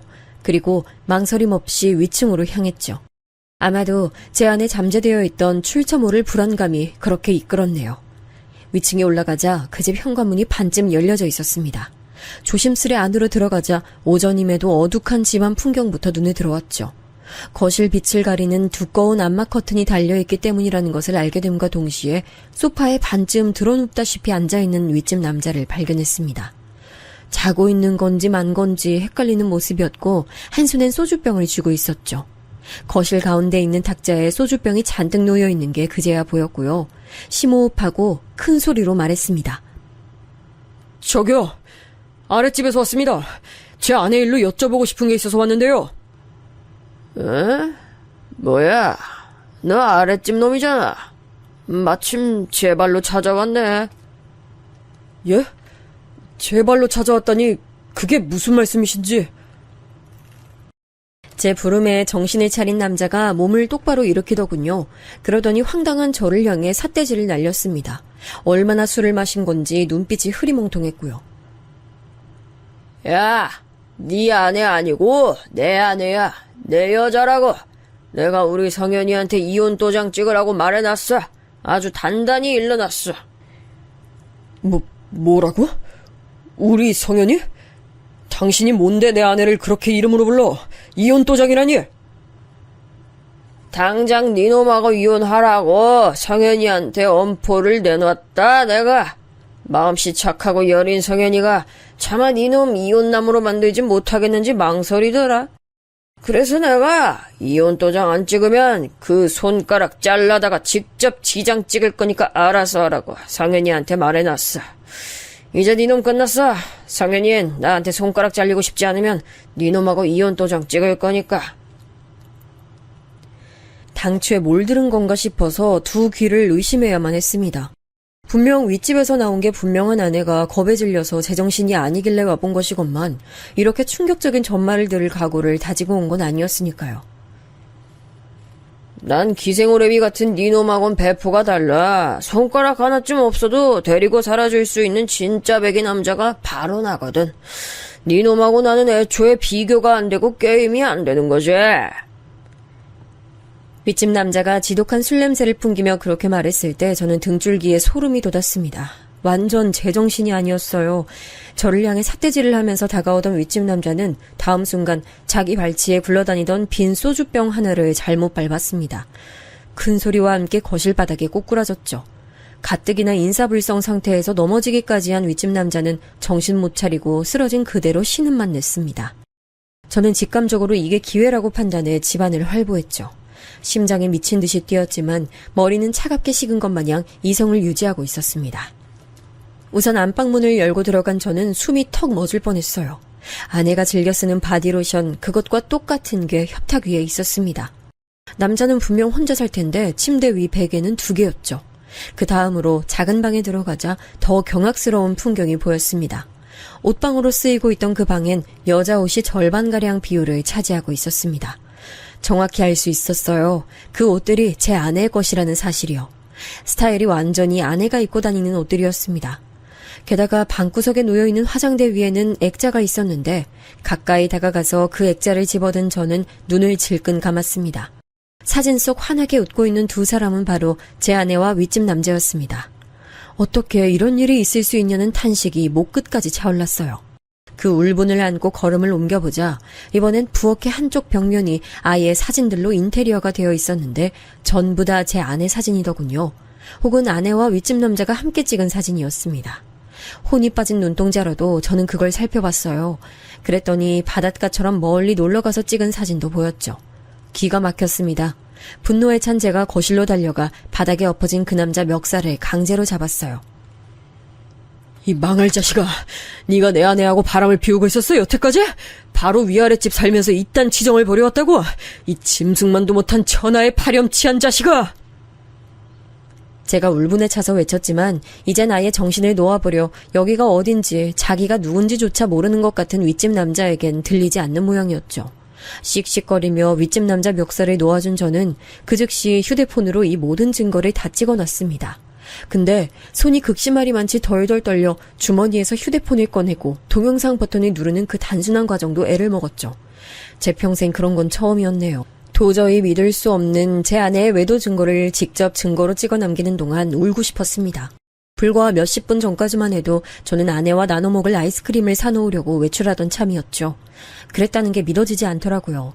오죽하면 저는 제 손으로 직접 제 뺨을 세게 쳐보기까지 했습니다. 더럽게 아프더군요.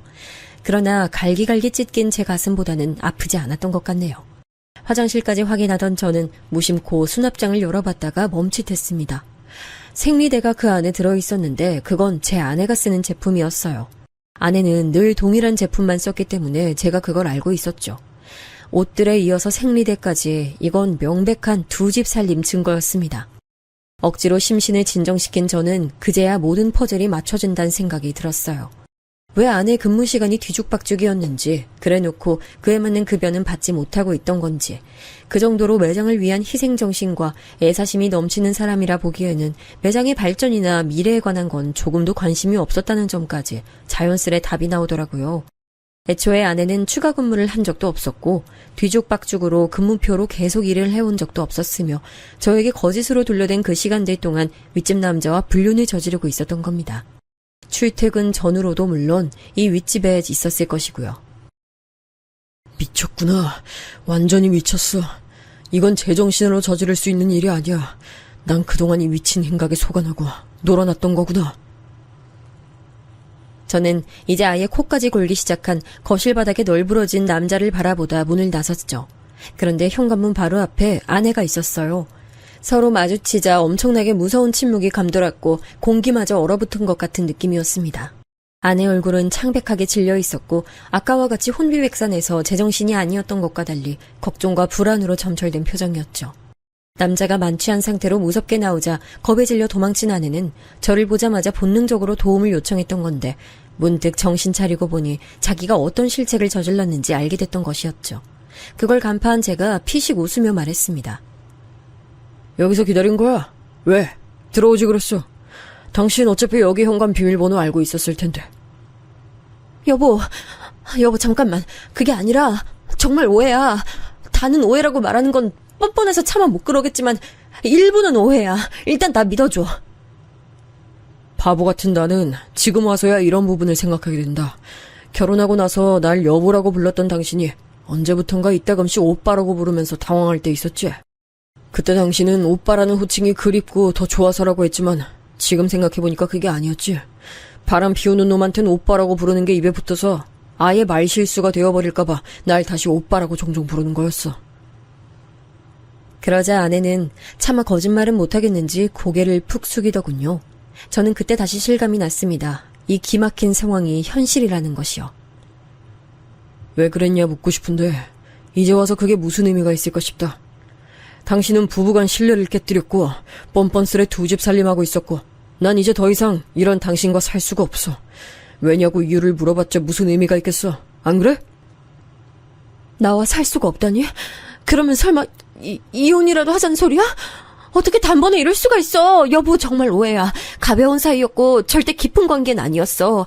말장난 쳐대고 자꾸 치근덕거리는 사람이라서 내가 호기심에 응한 것뿐이었어. 그런데 그 사람이 자꾸 술만 마시면 난폭해지고 막말을 해대서 나도 질린 참이었고 벗어날 궁리만 한 지 오래였어. 정말이야.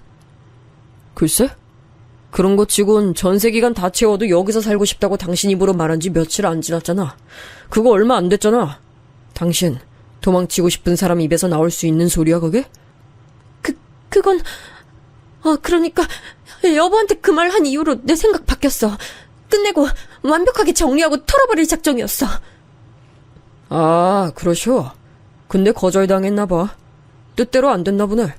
그러다가 저놈이 술에 만취한 상태에서 당신에게 이혼하라면서 무섭게 구니까 당신이 도망치다가 공포에 질려서 순간적으로 마주친 나에게 도움을 요청해버린 거구나. 아까는 정말로 날 죽일 듯이 내 손가락 자르겠다면서 무섭게 말했단 말이야. 아, 내가 아까 왜 그랬지? 그러지 말걸. 정신이 순간 확 나가서 여보한테 도움 요청하는 게 아니었는데 왜 그랬을까? 그러면서 아내는 울음을 터뜨렸고 주저앉아 한참 흐느꼈어요. 저는 그 들썩이는 몸을 내려다보며 어이가 없었습니다. 순간적인 실수를 저한테 제대로 들킬 빌미를 제공했다는 자기 어리석음을 후회하고 있다는 게 놀라웠죠. 두 집 살림까지 해가며 저를 철저히 기만하고 바람 피워온 걸 후회해야 맞는 수순이었으니까요. 이런 기가 막힌 비밀을 알게 됐다는 것, 그 분노와 배신감 못지않게 따라왔던 건 바로 제 아내라는 사람 자체에 대한 회의감이었습니다. 도대체 어떤 사고방식과 정신머리를 가지고 있으면 이 상황에서도 저렇게 굴 수 있나 싶었네요. 아내에 대한 정남이가 떨어지더군요. 난 이제 1분 1초도 당신하고는 한 집에서 살 수 없어. 양심 있으면 당신 나가. 뭐? 여보, 나보고 대체 어딜 나가라는 말이야. 여기가 내 집인데 어딜 나가. 여차하면 윗집 가면 되잖아. 거기도 당신 집이잖아. 갈 데 없을까봐 걱정은 왜 해? 아내는 입을 꾹 다물었고 그날 저녁에 바로 가방 하나에 짐을 싸서 눈물을 훔치며 집을 나섰습니다. 처가에 가는 것이었죠. 저는 그 나가는 모습조차 보고 싶지 않아 고개를 돌렸는데 아내가 훌쩍이며 그러더군요. 여보, 화 풀리고 진정되면 다시 올게. 알았지? 내가 다시 와서 여보한테 제대로 사과할게. 저는 받아줄 생각조차 안 하고 있는데 혼자 꿋꿋하게 그러는 게 정말 대단했습니다. 뻔뻔한 철면피 같았죠. 불과 몇 시간 전까지만 해도 제 사랑하는 아내였습니다만 그 두 집 살림의 증거를 제 눈으로 직접 보고 나서도 그렇게 여길 순 없었네요. 사랑이란 뭐고 신뢰란 뭘까 이런 생각 그날 많이 했습니다. 그런데 늦은 밤중에 윗집 남자가 저를 찾아왔어요. 몹시 혼란스러운 표정을 하고 있었고 술 냄새가 아직 미약하게 나는 듯 했지만 정신은 멀쩡히 차린 듯 보였습니다. 정말 죄송하게 됐습니다. 면목이 없습니다. 개인적으로 좀 힘든 일이 있어서 술을 너무 많이 마셨더니 제가 완전히 제정신이 아니었습니다. 힘든 일이라고요? 지금의 저보다 힘드실 것 같진 않은데요. 이렇게 대화 나누고 싶지 않으니까 이만 가세요. 전 그쪽하고 앞으로 법적으로만 대화 나누고 싶습니다. 다시 한번 죄송합니다. 저요, 남자 대 남자로서 솔직히 말하는 건데 그 여자한테 진심이었습니다. 애정을 다했어요. 그래서 이혼하기 원했고 기다렸습니다. 하지만 그건 어디까지나 바람이었을 뿐 현실로 이뤄진다면 제가 그 여자와 결혼해서 앞으로를 책임지며 살아간다는 각오까지는 안 돼 있었어요. 그걸 저 자신도 알아서 그 여자가 이혼하길 바라면서도 한편으론 그저 불륜관계인 게 좋기도 했습니다. 이중적인 마음이었죠. 뭡니까 그러면? 오늘은 술김에 객기 부리신 거였어요? 이혼 도장 찍으라면서 손가락 자른다고 그런 발언까지 하셨잖아요. 예, 만취해서 그랬습니다. 속에 들어있던 추악한 면모가 튀어나온 것 같습니다. 정말 죄송합니다. 제 앞에서 남자는 고개를 숙였습니다. 물론 저는 그 순간에도 치가 떨리고 있었죠. 기혼자가 바람을 피우는 건 자기 배운자의 영혼을 죽이는 일과도 같다는 문구를 어느 곳에서 본 적이 있어요. 그게 맞더라고요. 제 모든 게 부정당하고 기만당하고 처절하게 깨부서진 기분이었습니다. 그저 미칠 것 같아서 차마 울음도 편하게 안 나왔죠. 제가 돌려보낸 윗집 남자는 그날 잠을 잘 이뤘는지 모르겠지만 저는 한숨도 못 잤어요. 침대에 누워 딱 천장을 보는데 제 아내가 남자와 함께 미래를 즐겼을 공간이 바로 이 천장 벽 너머에 있다고 생각하니 토악질 나오더군요. 도저히 견딜 수 없었죠. 뜬 눈으로 나를 지새우고 간신히 출근했다가 결국 오전만 근무하고 나왔습니다. 월요일 같은 때에 반차를 허락해주는 분위기가 아닌 직장이었는데 다들 제 몰골 보고선 먼저 들어가서 좀 쉬라고 그러더군요. 근데 오후에 장모님으로부터 연락이 왔어요. 최서방, 우리 딸이 자네를 얼마나 사랑하는데 설마 실수 좀 저지른 것 가지고 이혼까지는 안 하리라 믿네. 그게 실수라고 표현될 수 있는 건가요? 본격적으로 붙어먹었다는 게 너무 뻔한데도요. 우리 딸은 그냥 병인 거야. 예전부터 유부남 건드리고 다니고 그랬던 버릇 아직 못 고친 거야. 내가 보기에 우리 딸이 자네만큼은 정말로 위하고 아끼고 사랑하는 게 맞아. 이건 진짜 자네가 의심해서는 안 돼. 예? 유부남을 건드리고 다녔다는 건 무슨 말씀이시죠? 내가 그런 말을 했나? 아이고, 아무것도 아니야. 늙은이 헛소리인 거지. 아무튼 난 최서방이 마음 넓게 우리 딸을 좀 용서해줬으면 해. 위하고 아끼고 사랑하는데 어떻게 그런 바람을 피웠다는 건지 정말이지 말도 안 되는 소리였습니다. 제가 머리털 나고 이런 궤변은 처음 들어봤는데요. 장모님의 실언에서 잡아낸 내용이 아무래도 저는 궁금해서 처형께 연락드렸습니다. 그러자 몹시 난감하신 투로 말을 돌리시더군요. 둘 사이의 일은 둘이서 풀었으면 좋겠는데. 나도 언니지만 동생을 어떻게 다 알겠어요. 나이 차이도 많이 나서 솔직히 잘할 때도 돈독하지 못했거든요. 궁금한 점 알려주지 못해서 미안하게 됐고 어떤 결단을 내리시든 알아서 하세요. 나는 그 뜻 존중해드릴게. 단호하게 끊어버리시길래 그 다음엔 형님께 연락드렸어요. 형님께서는 아직 사태를 정확히 모르시는 듯해서 제가 전화로 이런저런 설명을 다 드렸습니다. 그랬더니 한숨을 푹푹 내쉬며 이렇게 말씀하셨죠. 솔직히 오빠 된 입장으로선 어떻게든 내 동생 용서해주고 한 번만 눈 감아달라고 빌고 싶지. 그게 어쩔 수 없는 가족으로서의 마음이지. 근데 내가 우리 매부를 위하는 마음으로 정말 객관적으로 말을 해보자면 그냥 이혼하라고 하고 싶어. 내 동생이 결혼 전에 얼마나 어떻게 싸돌아다녔는지까지는 나도 몰라. 이건 진짜야. 근데 행실이 썩 바르지 않았다는 것 정도는 알거든. 무튼 난 이 정도만 말해주는 게 다니까 더 이상 묻지 마. 저는 더 듣고 싶고 여쭙고 싶은 게 많았기에 그 후에 형님께 문자를 남겼지만 답이 없으셨어요. 전화를 다시 드렸더니 아예 안 받으셨고요. 그때 문득 머릿속에서 떠오른 인물이 있었습니다. 아내가 결혼 전에 자취를 했을 때 같이 살았던 친구요. 함께 자취할 만큼 가까운 사이였지만 막상 결혼식장엔 모습을 드러내지 않았죠. 저는 아내와 연애 시절 아내 대학 동기라는 그 인물을 직접 본 적이 있었고 통화를 한 번 한 적도 있었습니다. 그 기억을 미천 삼아 번호를 찾아내 연락해봤어요. 제가 상황 설명을 드리자 그분이 코웃음부터 치시더군요. 걔 상습범이에요. 제가 그래서 상종 안 하는 거고 손절한 거예요. 그분이 대뜸 뱉으신 발언에 제 심장이 바닥까지 떨어졌습니다. 아내의 두 집 살림 불륜을 알게 된 이후로 더 충격받을 게 있을 줄은 몰랐네요. 대학 때도 소문이 있었어요. 교수님한테 자꾸만 의도적으로 접근하고 꼬리치고 눈웃음 살살 치면서 학점 얻어낸다고. 근데 저는 그런 거 뜬 소문이라고 여겼죠. 그 교수님이 인물이 좋으시긴 했어도 우리보다 20살 이상 많으셨고 결혼해서 아이도 있으셨으니까 말도 안 된다고 생각했죠. 그래서 걔가 친구들 사이에서 은근히 따돌림 당해도 전 걔랑 다녔던 거예요. 말씀 중에 실례지만 설마 그 뜬 소문이라고 여겨졌던 것도 사실이었던 건 아니죠? 왜 아니겠어요? 사실이었어요. 그건 제가 성현이하고 같이 자취할 때 걔한테 직접 들었는데요. 술에 취해선 자기 입으로 그 얘기를 줄줄 불더라고요. 교수님한테 접근해서 일부러 예쁨 받았던 거 맞다 그러던데요. 그거 듣고 제가 그때부터 거리두기 시작한 거였죠. 근데 생각해보면 대학 졸업 전에도 걔는 또 요란한 게 있었어요. 다른 과 어떤 여보랑 사귀다 헤어졌었는데 그 헤어진 이유가 바로 걔가 바람 피워서였죠. 도저히 믿어지지가 않는데요. 제 아내는 자기가 연애만 했다 하면 상대가 바람나서 상처받고 헤어졌다고 했었어요. 무슨 소리예요? 반대로 알고 계시네. 제가 걔랑 자취하면서 이것저것 듣고 알게 돼서 확실히 말씀해드릴 수 있는데요. 걔 연애하면 무조건 바람 폈어요. 그래서 항상 상대방에게 상처 줬고요. 걔는 그냥 천성 자체가 뒤틀린 관계에 흥분하고 빠져드는 성격인 걸 알고 절교하기로 제가 마음먹은 거죠. 이런 미친 사람은 절대 결혼하면 안 될 거라는 생각도 했었네요. 결혼하면 불륜 저지를 테니까요. 근데 역시 이렇게 되네요. 사람이란 안 바뀌나 봐요. 이럴 수가.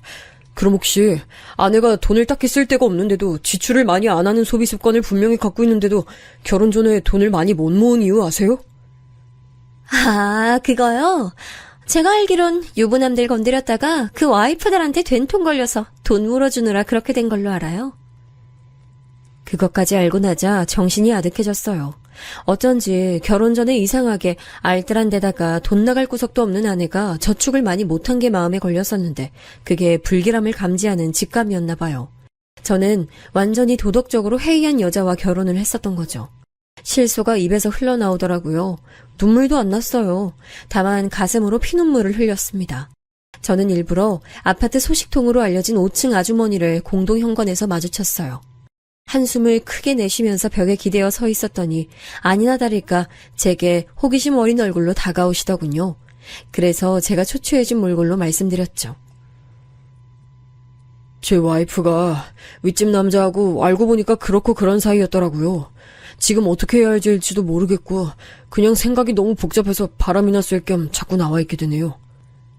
어머나 세상에, 윗집이면 900 바로? 이혼 전적 있고 그 혼자 사는 거기네?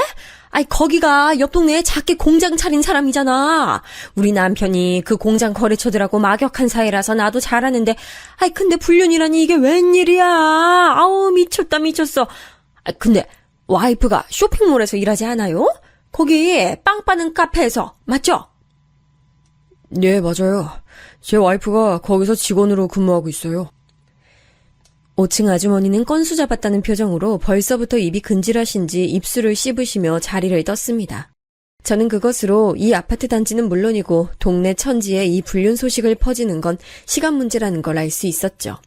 제가 느낀 분노, 배신감, 허탈감, 이런 것에는 결코 미치지도 못할 정도의 사소한 보복이었지만 이런 거라도 당장 안 하면 속이 터져버릴 것 같았네요. 아내는 집에 자기 노트북을 두고 왔다며 급한 거니까 가지러 가겠다는 핑계를 대며 오려고 했습니다. 그래서 저는 직접 아내 노트북을 비롯한 물건 몇 가지를 챙겨서 처가로 향했어요. 나머지 당신 짐들은 이혼부터 하고 나서 옮기든지 했으면 좋겠어. 여보, 이혼이라니? 정말 1억이야? 내가 잘못한 건 맞지만 오해도 섞여 있어서 나 좀 억울해. 그런 간절한 표정으로 여보라는 소리 하지 마. 난 이제 당신 여보 아니야. 그리고 오해는 뭔 놈의 오해. 대체 뭐가 억울한데? 나 다 알고 있어. 당신 얼마나 더럽게 살아왔는지 네 과거를 아는 사람한테 전부 들었어. 알고 있다고? 내 과거를? 그게 무슨 소리야. 대체 나한테 과거 같은 게 어딨어. 나 그런 거 없어. 정말이야. 당신은 입만 열면 거짓말을 술술 쏟아내는구나. 너무 태연하고 아무렇지도 않게 거짓말하니까 보는 입장에서는 정말 소름 돋아. 당신이랑 같이 자취했던 그 친구분한테서 직접 다 들었어. 정말 세세하게 증언해 주시더라. 뿐만 아니고 당신이랑 학교 함께 다녔던 동기들 아니라면 당신의 진면목을 다 아는 것 같던데. 그런데도 당신이 계속 발뺌하겠다고 하면 내가 그 사람들이 다 찾아내서 물어볼게. 여보, 미안해. 내가 잘못했어. 그래, 내가 어렸을 땐 철이 좀 없었어. 내가 비록 예전엔 제정신이 아니었지만 지금은 나 정신 차렸어. 아니, 이번에도 좀 실수를 하긴 했지만 무튼 내 마음은 여보한테만 있단 말이야. 내 진심을 좀 봐주면 안 될까? 아니, 내가 보기에 당신은 영원히 한 사람한테만 정착하는 걸 할 수 없는 사람이야. 당신하고 이쯤에서 정리하고 싶어. 당신이 정말로 나를 조금이라도 위하고 사랑한다면 이혼해줘. 그게 내가 진정으로 원하는 거니까. 제가 흔들리지 않고 받아치자 아내는 거실 바닥에 털썩 주저앉아 엉엉 울기 시작했습니다. 마치 어린아이가 자기 엄마한테 과자 사달라고 조르는 것처럼 팔다리를 아무렇게나 흔들면서 아주 서럽게 울더군요. 제가 오자 조용히 방으로 들어가 계셨던 장인어른께서 나와보신 건 그때였어요. 성현이 너 이 녀석아! 적당히 못하겠어?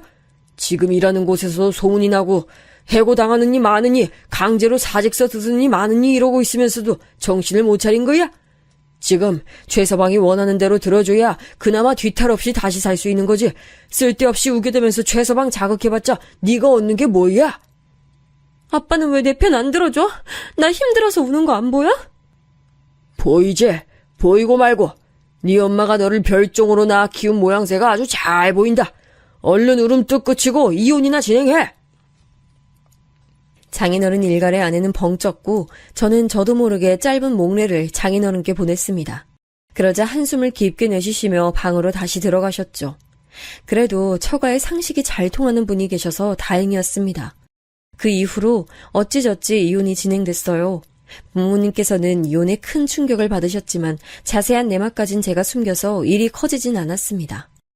아내가 부정을 저질러 하게 된 이혼이었으니 집에 있는 가전가구 이런 것들 일체를 제가 가지기로 했어요. 한마디로 아내는 몸만 나간 거였죠. 그리고 저는 윗집 남자에게서도 돈을 받았습니다. 마음 같아선 더 뜯어내고 싶지만 남자의 상황이 그러질 못했네요. 혹시 이미 소문으로 들어 아시는지 모르겠지만 제가 공장에서 손을 털고 떠나게 됐습니다. 지금 상황이 도저히 거래처들하고 제가 직접 이어나갈 수 있지가 못해서요. 공장을 이제 운영 못하게 된 게 저하고 무슨 상관이라고 그런 말씀을 하시죠? 저한테 돈 주기 싫어서 수쓰시는 건가요? 아니, 딱 그렇다기보단 힘들어진 사람의 사정 좀 봐달라는 거죠. 그쪽은 제가 힘들어질 걸 다 고려하고 제 아내하고 불장난 저지르셨습니까? 그것도 뻔히 위아랫집에 살고 있으면서 그런 금수만도 못한 짓을 저지르신 분께서 잘도 사정 봐달라고 말씀하시네요. 제게 사정사정하던 윗집 남자는 결국 제 냉담한 태도 앞에 눈물 보이며 결국 무릎까지 꿇었습니다. 정말 바닥에 털썩하고 무릎을 꿇는 것에 저도 진짜 한숨밖에 안 나오더라고요. 그것에 마음이 약해져 돈을 더 뜯어낼 만큼 못 뜯어낸 건 아니었고 앞만 봐도 그 윗집 남자가 수중에 돈이 남아있지를 않는 것 같아 그리했습니다. 아파트 소식통인 5층 아주머니의 남편분 통해서 공장 단지 및 거래처들에도 윗집 남자의 저급한 불륜 얘기가 다 퍼져버린 모양이었으니 더 이상 버틸 수 없었나 봐요. 결국 남자는 다른 사람에게 공장을 넘긴 뒤 도망치듯 사라졌어요. 종적을 감춰버리면 끝이게 될까봐 진작에 1,000만 원을 받는 것에 만족하며 그친 게 저로선 다행이었죠. 당연히 남자는 이사를 간 것이었는데 시선을 의식한 것인지 평일 아침 새벽에 이삿짐차 불러서 떠났더군요. 저는 얼마 후 만기를 맞이해서 그 집을 떠났어요. 그때 이혼이 최종 성립됐고요. 저는 아예 다른 지역으로 갔습니다. 직장 생활을 계속하려니까 자꾸만 가슴이 뻐근하고 두통이 심하게 일어나더군요. 병원을 가봐도 뾰족한 수가 없었고 아마도 우라병인 듯 했습니다. 스트레스가 켜켜이 쌓여간 것이었죠. 그래서 저는 사무직을 그만뒀고 각종 기기의 수리를 보고 다니는 일을 시작했습니다. 저희 형의 오랜 지인분이 하는 곳에서 저를 고용해 준 것이었죠. 그 후로 저는 이곳저곳 수리 업무를 보러 다니느라 혼자 운전하고 다니는 시간이 엄청 늘었어요. 근데 마음은 편하더라고요. 잡생각 떨칠 수 있어 좋았죠. 다시 사무직으로 안 돌아갈 것 같다는 생각이 들었고 지금까지도 그러고 있습니다. 이제는 과거형이 되어버린 아내, 그녀에게서 사실은 연락이 왔었어요. 여보, 암만 생각해도 나 억울해 미칠 것 같아.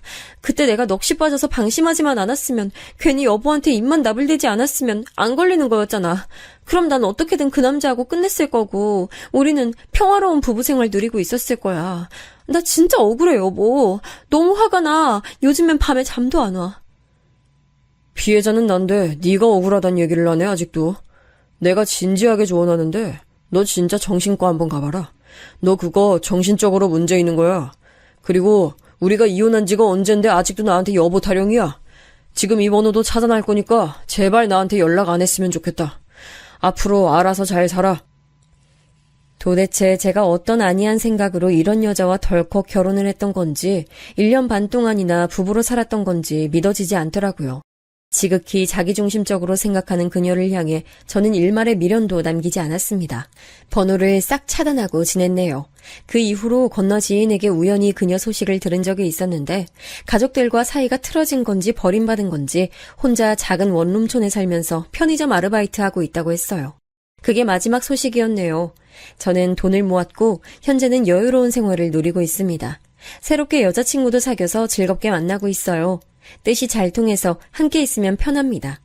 결혼 생각은 서로가 일단 없어서 이대로 계속 지낼 것 같아요. 행복한 일상을 보내는 와중에 지난 경험담을 꺼내보니 조금 색다른 기분이었습니다. 들어주신 모든 분들 고맙습니다. 행복하세요.